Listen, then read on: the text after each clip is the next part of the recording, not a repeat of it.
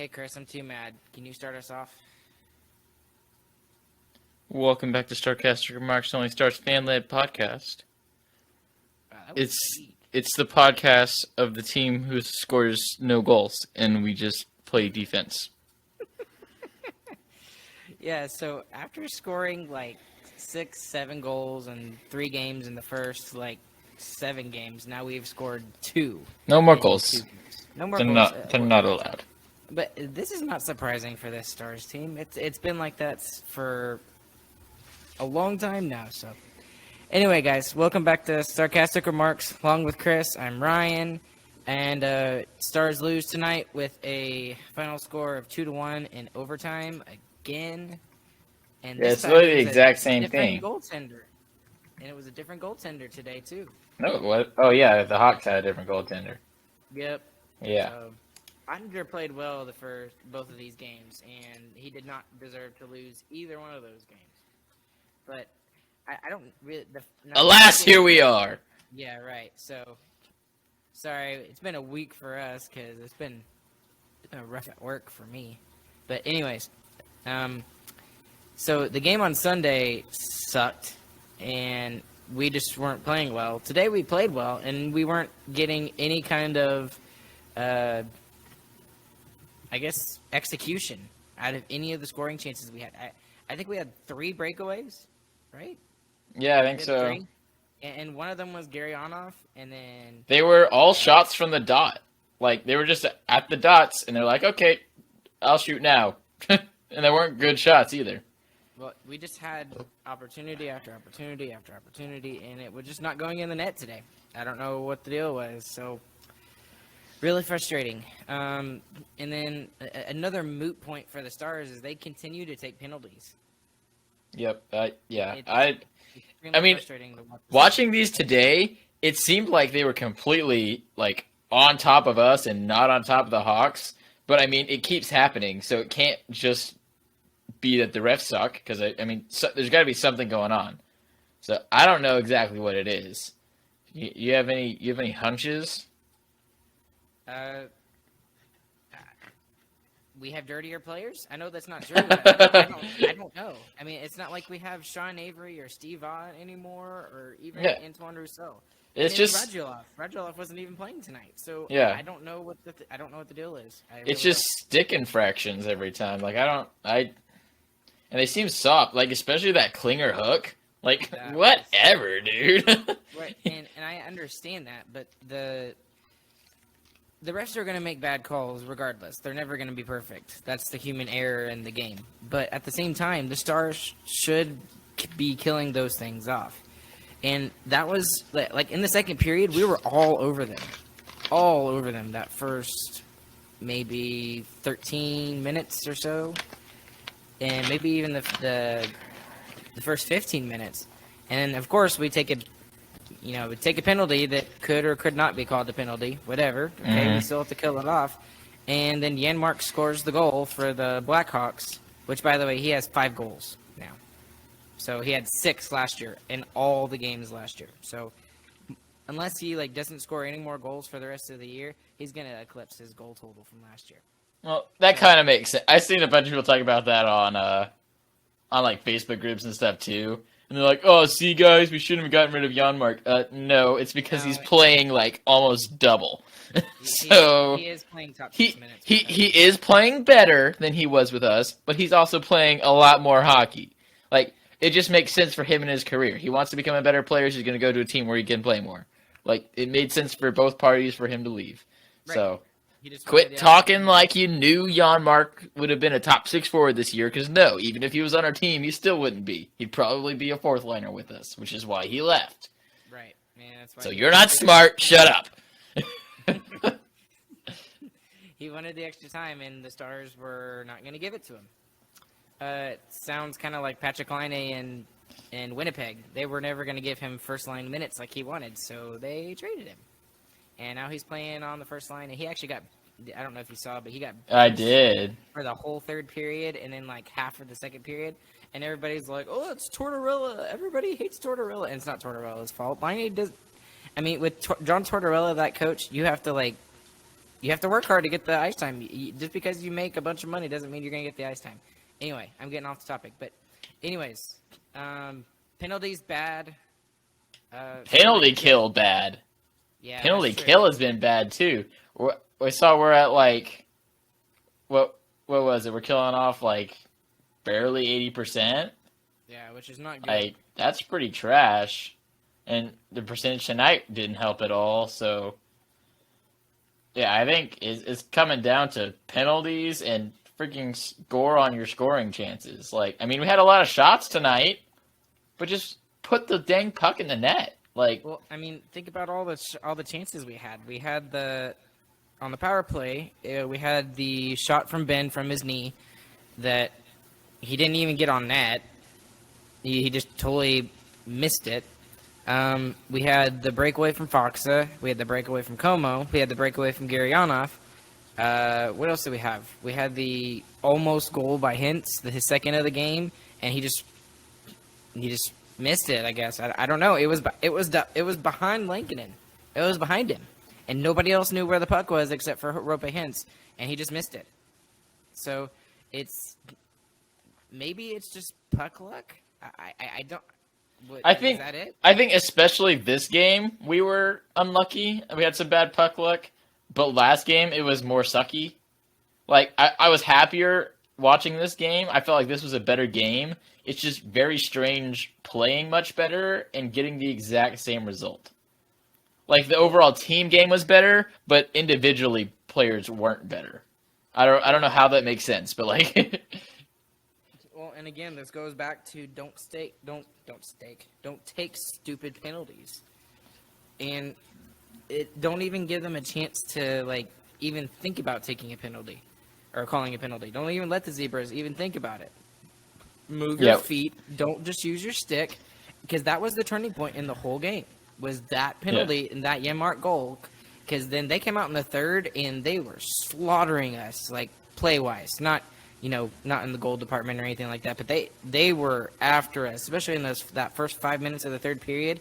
We sucked it up, and if it hadn't been for Otter, it would have been a lot worse. He made a couple of huge saves in that third period. And then there's another highlight we can talk about. Ottinger played great both games. He was fantastic. I called it. Give me credit, everybody. Leave 5 stars down below for Christian calling how great Otter was going to be. Yeah, he's awesome. Hopefully he can keep that up. Yeah, I don't get the whole deal with just taking stupid penalties. We were playing, on top of our game. The first period was pretty good. We had some issues, but it was pretty solid. And then the second period wasn't any good. The second period was good until the penalty. Yeah. Right, for the Blackhawks, yeah. Gotcha. But and then the third period we just fell flat. I don't know what the deal was, but we just until the last 5 minutes. Flat. So, couple of stats for the night. We kind of already talked about it, but I want to say this is like the 5th or 6th game in a row that the penalty kill has leaked a little bit. So Chicago went 1 for 4, and Dallas went 0 for 2. So, yeah, those special teams we had are not there anymore, which might be due to people going in and out a lot, right? So there's not a consistent personnel up there on the power play. So. Yeah, and Razor was talking about that. He was saying, like, this is or actually it might have been Bogorod, whatever. But they were saying that they have fielded 10 different lineups through the first 10 games of the season. And yeah, like, how are you supposed to build chemistry with that? Like, well, I mean, the thing is that every team is going to go through that with this whole COVID thing. So we just need to not make excuses and just go with the flow and see what happens. Yeah, that's really what it is. When you're a defensive team and you want to be a cup contender, you win these 1 to 2 games. You get the 2 goals. That if you want to be one of the best teams in the league, these are the games you have to scrap out and win. When one of your highest scoring players, Radulov, was out tonight, other people are hurt, like you're crippled a little bit, you got to find a way to win this game if you want to be one of the best teams in the league. So, well, there's a lot of people that are like a little, beat up or whatever. I'm sure Rope is still nursing an injury. Jamie is probably still a little on his ankle, probably. And but the most frustrating thing about all of this is the team that we were playing. This was the Chicago Blackhawks. Okay, this is not the 2010-2011 Chicago Blackhawks. Not only is this not the 2010-2011 Blackhawks, this is the Blackhawks without two of their top six forwards. They don't have Jonathan Taves, who is arguably one of the best players of the past decade, and then one of the up-and-coming rookies who was supposed to be huge at the World Juniors, Kirby Dach. They had two of their top six forwards out. And both of these games are games that if we're going to be considered that cup contending team, like you were saying, we have to win these games. What are people saying about us now? We were all, telling people, no, we're still a cup contender. We're still, up there in the standings where we should be second or third, right? And that's what we want. That's what we want from this team. And the two losses to Carolina did not look good. The loss to Columbus didn't look good. And then these two losses to the Chicago Blackhawks did not look good. Yeah. So after the 4 games start, 1, 2, and 3. Right, exactly. That's awful. And I really hope they get rid of these quote unquote 3-point games. So you get a point for being a loser in an overtime game. They just need to get rid of the overtime points. Keep the overtime. I love the 3-on-3 overtime. That's great. Keep the shootout. That's fine too. Nah. But they need to get rid of the point. That won't work. No, it's like, I'm sorry, but it's like a participation trophy. It's stupid. It's useless. And the thing is, if you look at it the way that you're talking about, so we're 1, 2, and 3 in our past. What is that? 6 games. 6 games. Mm-hmm. We're 500 team right now if we don't have those 3 overtime losses. So this is a mediocre team at this point in the season. Don't look at the 5-2 number because that's very deceptive right now. This team is 500 right now. The way that I look at it, we lost 3 times. Plain simple. Yeah, That's the way I look at it.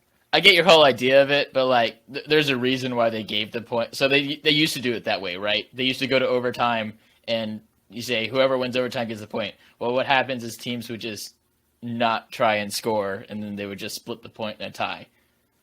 And like, I don't want shootouts deciding 2 points. Like, I think. Well, then, I don't know what the solution is, but because you obviously you can't do. I think after overtime, but.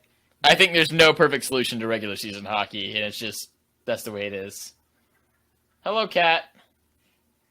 Stupid cat. The cat and its witch. The cat and its witch cackling in the background.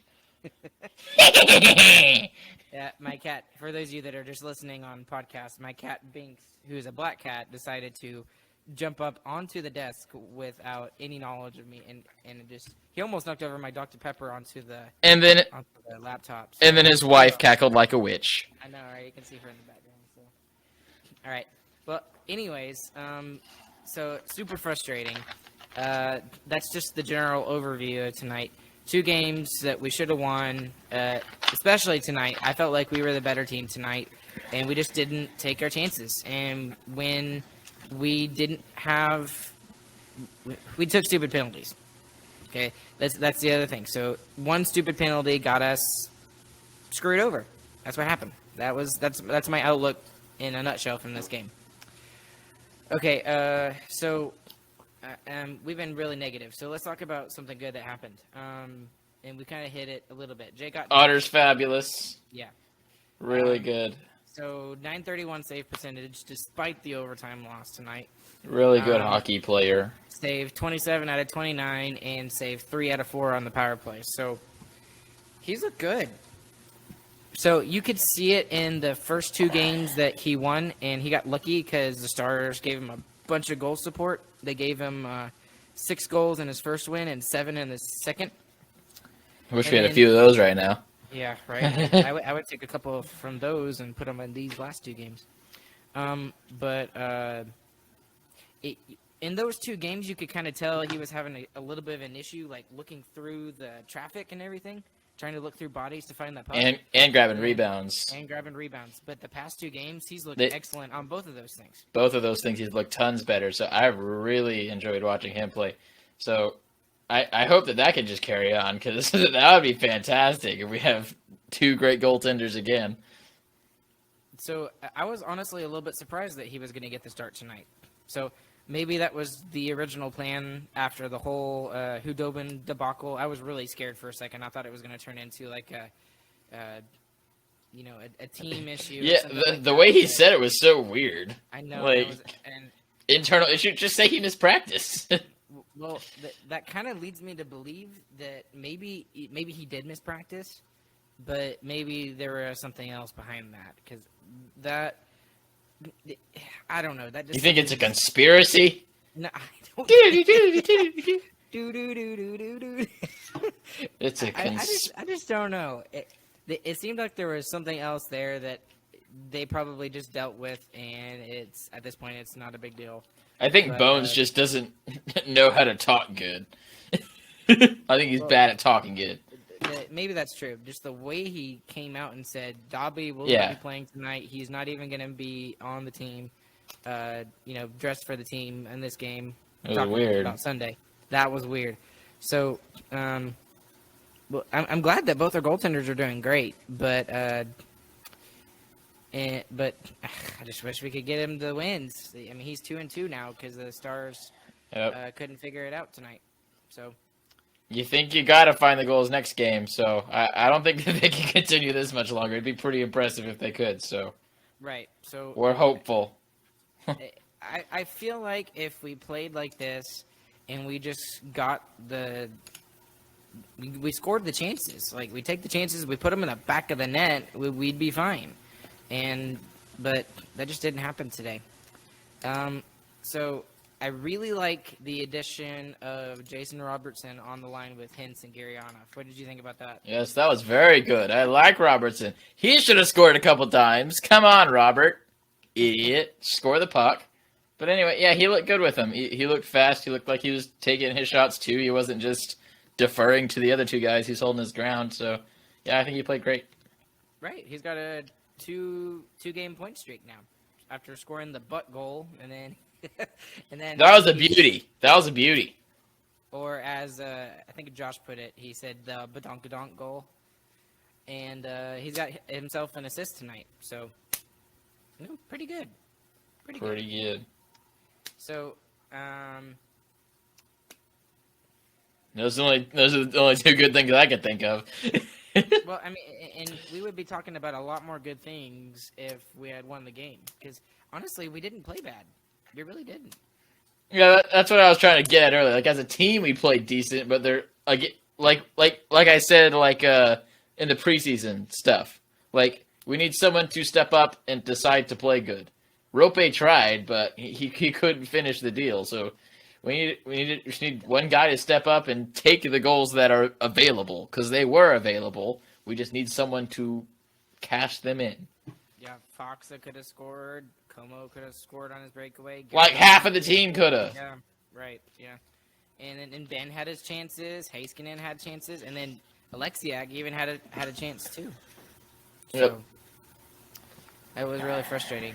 All right, other stats for the night that came out. The one glaring one is the hits. I don't know if you're looking at the hits, but the hits. Yeah, we hit a lot of people. That was 25-11 in favor of the Stars. Now, part of that is that we're the home team, so the home stats are normally going to favor the Stars anyway. But still, that's a considerable margin considering how well we played. So, did you think we were over physical and that was part of our issue with the game tonight? I didn't think we were over physical. I just think Chicago is not physical at all. So I think that's what it more boils down to than anything. Right. I agree with you there. Block shots. There were over 30 block shots in this game. There was a lot of block shots. Yeah. So 19 for Chicago, 13 for Dallas. And then giveaways were pretty equal. 12 for Chicago, 15 for Dallas, which that seems like a lot, right? 27. That's what I'm saying. Scorekeepers are different in every arena, dude. It's crazy. So, Did you feel like there were a lot of turnovers that the Stars had tonight? I didn't. No. Did you? Oh, especially in the third period, I thought so. Well, yeah, in the beginning of the third, it was very shaky. They were after us, and we weren't ready for it. Yeah, and we just didn't come out with the same chutzpah as we did in the first or second period. So, and then face-off percentage, 60-40. So we dominated on the face-off circle, but it again didn't matter. Didn't help. It don't matter if you don't score the pucks. All right, and then again we got over 30 shots, so we're finally getting the shots and everything. It was 35-29 in favor of the Stars, but we need the SIGs, not the SOGs. right, yeah, Shots in goal, not on goal. seriously. So That's not a real stat, everybody. That's fake. I'm just being stupid. Sags. No, we don't need SAGs either. Definitely not SAGs. Shots at goal.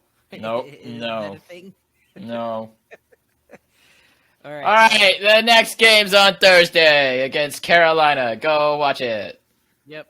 What time is it at, Chris? It is at 7:30 Central Time, which is 8:30 Eastern Time, which is also 5:30 West Coast Time, and which is also I don't know. I don't know. 2:30 in Hawaii. How about that? It's 2:30 in Hawaii. Actually, I don't know. It may be 2:30 or 3:30. One of the two. I think I said the West Coast one wrong too. I don't know.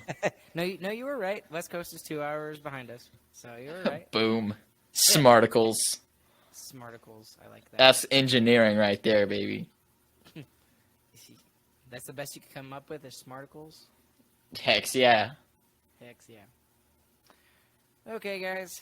So to wrap it up, We want more goals and don't take stupid penalties. Don't take stupid penalties, and take our chances and put it in the back of the net, for goodness sakes.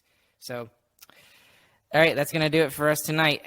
Along with Chris, I'm Ryan Chambers. You can follow us on Twitter at StarcasticR. You can also follow us on Instagram and our YouTube channel, where we put all of our podcasts as well. We'll see Give you us guys. 5-star review for great predictions from Chris and bad ones from Ryan. Sure. We'll see you Thursday night after we beat the Kings. Good night, guys. We'll catch you guys on the 4-2 is the prediction.